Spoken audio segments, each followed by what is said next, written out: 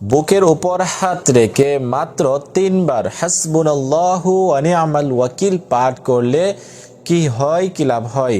হ্যাঁ, আমরা অধিকাংশ মানুষ এই আমলটি সম্পর্কে জানি না, করতে পারি না।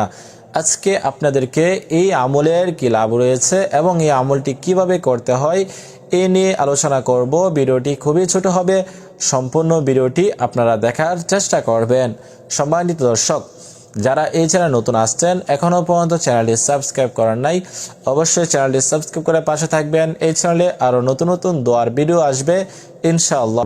এই জন্য প্রথমে 3 বার ইস্তিগফার পাঠ করব এবং যে কোনো সময় আপনারা এই আমলটি করতে পারবেন, যে কোনো সময় করতে পারবেন। তবে আপনাকে পবিত্র হয়ে পবিত্র স্থানে বসে আমলটি করতে হবে। সম্মানিত দর্শক, সেজন্য আপনারা পবিত্র হয়ে পবিত্র স্থানে বসে আপনারা 3 বার ইস্তিগফার পাঠ করে নেবেন। প্রথমে আস্তাগফিরুল্লাহ আস্তাগফিরুল্লাহ আস্তাগফিরুল্লাহ, তারপরে 3 বার দুরূদ শরীফ পাঠ করবেন, যে দুরূদ শরীফ আমরা নামাজের মধ্যে পাঠ করে থাকি।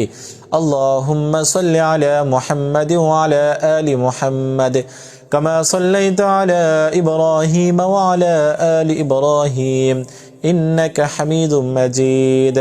اللهم بارك على محمد وعلى آل محمد كما باركت على إبراهيم وعلى آل إبراهيم إنك حميد مجيد।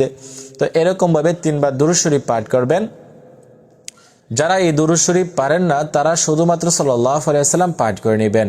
তারপরে হচ্ছে আপনাদের বুকের উপরে হাত রাখবেন, হাত রেখে আপনারা কতবার 3 বার পাঠ করবেন হাসবুনাল্লাহু ওয়া নি'মাল ওয়াকিল পাঠ করে শেষে 3 বার দুরূদ শরীফ পাঠ করে এখানে আপনারা 3টি ফু দিবেন, বুকের উপর 3টি ফু দিবেন। এরকমভাবে আমলটি করলে কি লাভ হবে?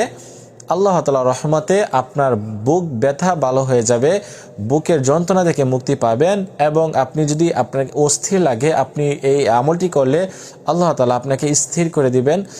আপনার ভালো লাগবে, আপনার সব কিছুই ভালো লাগবে। অনেক সময় হয় এরকম যে আমাদের কিছুই ভালো লাগে না, তো আমরা এই আমলটি করলে অবশ্যই আল্লাহ তাআলার রহমতে সকল ধরনের যন্ত্রণা থেকে এবং সকল ধরনের চিন্তা থেকে আল্লাহ তাআলা আমাদেরকে মুক্তি দান করবেন ইনশাআল্লাহ। এই কোরআনী আমলটি আজকে থেকে আমরা করা শুরু করব। আজকের মতো এই পর্যন্তই। আল্লাহ হাফেজ।